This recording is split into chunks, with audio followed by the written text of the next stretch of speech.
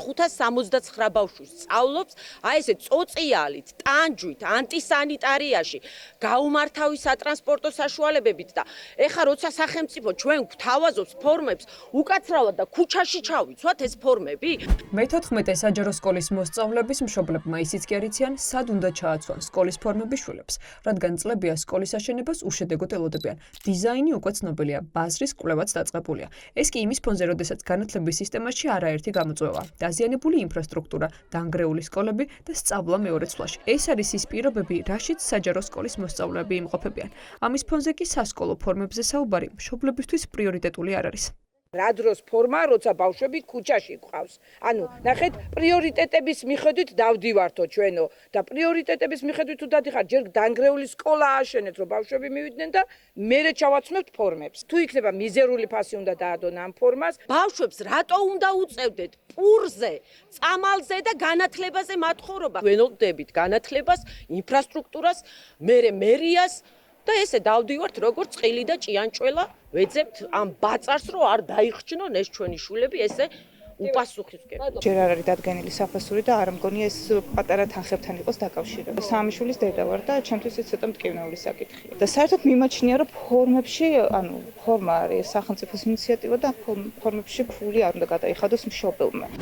სკოლაში ამ დრომდე მოუგვარებელია უფასო კვება. რა უფრო მნიშვნელოვანია, ფორმა თუ მშიერი ბავშვების პრობლემების მოგვარება. განათლების ექსპერტები ამბობენ, რომ სასკოლო პროგრამები დასახვეწია და ინფრასტრუქტურული პრობლემები მოსაგვარებელი. ამ დროს კი ფორმებზე ზრუნვა არაადეკვატურია.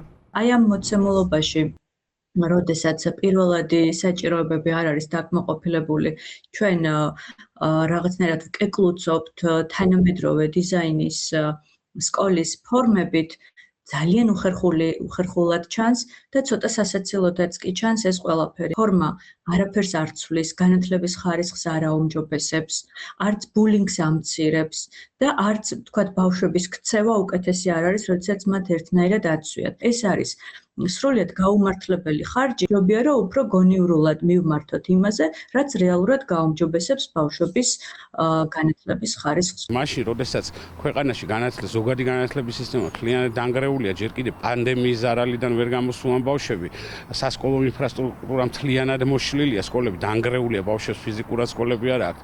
სოციალური მდგომარეობა არის კატასტროფული, იმიტომ რომ ბავშვებს შეათ და მართლა გონებას კარგავენ გაკვეთილებზე შიმშილისგან ბავშვები. სახელმძღვანელოების პრობლემა, შინაარსის პრობლემა, სასწავლო გეგმების პრობლემა, აი ამ დროს, აი ამ ხელა ხარჯების გაწევა სასკოლო ფორმებზე არის მავნებლობა, არის არაკომპეტენტურობა. შეწყვიტეთ კოსმეტიკური რეფორმა. ამ განცხადებით მიმართა დღეს ძლიერი საქართველოს ლიდერმა ქართული ოცნების ხელისუფლებას. ირაკლი კუპრაძის მოსაზრებით, საგანმანათლებლო პოლიტიკა, რომელიც ოცნებას აქვს არჩეული, არასწორია და გამოუსწორებელ შედეგამდე შეიძლება ქვეყანა მიიყვანოს. განათლების სამინისტროს პრიორიტეტების გადახედვისკენ მოუწოდებს. მაშინ როცა ყოველი მეორე და მესამე ბავშვი შიმშილობს, მაშინ როცა ასობით სკოლა დანგრეულია და მათი რეაბილიტაცია კორუფციული რისკების ფონზე პრობლემურად მიმდინარეობს ან საერთოდ არ მიმდინარეობს, წარმოუდგენელია საუბრობდე სხვა ტიპის პრიორიტეტზე, ამ შემთხვევაში ლამაზ ფორმებზე მშიერი ბავშვებისთვის. ლელომ დავაყენეთ უფასო კვების ინიციატივა, ყველგან ქართული ოცნების მხრიდან მივიღეთ პასუხი, რომ არა, თურმე არ არსებობს ბიუჯეტი, მაგრამ არსებობს ბიუჯეტი ასეულობით მილიონი ლარის იმისთვის, რომ განაახლონ ავტოპარკი და ახალი ძვირიანი მანქანები იყიდან, არსებობს ყველაფრისთვის ბიუჯეტი, მაგრამ არ არსებობს მშიერი ბავშვებისთვის.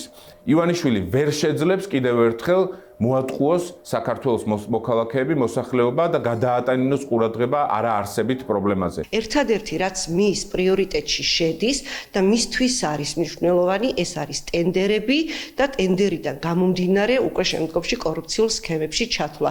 ეს არის სისტემა, კონკრეტულად ამჟამინდელი განათლების სისტემა, რომელიც არც ბავშვზე, არც მშობელზე და არც მასწავლებელზე არ არის ორიენტირებული. განათლების მინისტრის მოადგილემ დღეს თქვა, რომ ფორმების შემოტანა სახელმწიფოს გადაწყვეტილება და არაგანათლების სამინისტროს. არ უარყო ისიც, რომ სისტემაში გამოწვევებია, მათ შორის ინფრასტრუქტურული პრობლემები. საქართველოს მთავრობამ გადაწყვეტილება მიიღო, განათლების სამინისტრო ვალდებულია ეს აღასრულოს. იდასტურებთ, რომ როცა რაღაცა ტიპის გამოწვევები არსებობს, ძალიან რთულია დისკუსია იმასთან დაკავშირებით, რომელი რის შემდეგ იყოს, თუმცა ჩვენ მიგვაჩნია ძალიან ნათლად ის, რომ ის თუ რაიმე ერთი მიმართულებით გამოწვევა იმის გამო, რომ წლები ჭირდება ამ ინფრასტრუქტურული პროექტების დაძლევას და ამის გამო ჩვენ დარჩენილ პროგრამებს გამოგიხსენებათ ვერ შევაჩერებ. ყვებითი ნაწილი არის უფრო რთული საკითხი, აქ მხოლოდ ფინანსური საკითხი არ არის. შესაბამისად, ახლა გამიჭირდება დამატებით კომენტარის გადაშლა. ახალი სასწავლო წლიდან სასკოლო ფორმები სავალდებულო იქნება 1-დან მე-6 კლასის ჩათვლით. ფორმების შეძენა მშობლებს მოუწევთ, რაც მათთვის დამატებითი ხარჯია.